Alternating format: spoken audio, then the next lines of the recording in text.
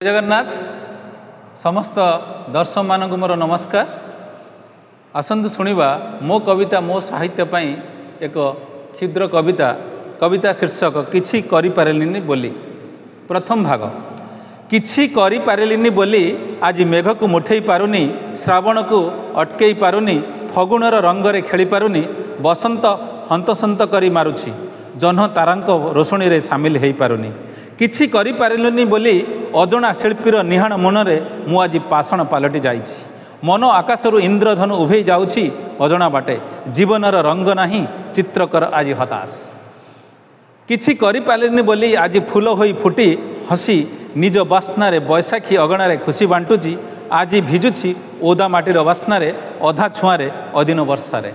किछि करि पारिलिनी बोली नीलिमारे नेसी होई आज एका एका निरोलारे बसी तारा गणुछि, फर्चा आकाश को चाही मु आज परिचित छाई सह अपरिचित अचिना मन पंजुरी को मुकुलाई बसा बांधी बसिछि। सुखी सुखी जाइथिबा बाउंस काठीर चारिपटे रंगलिपि।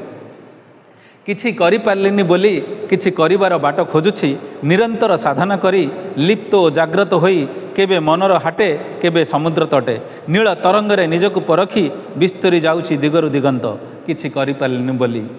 Thank you.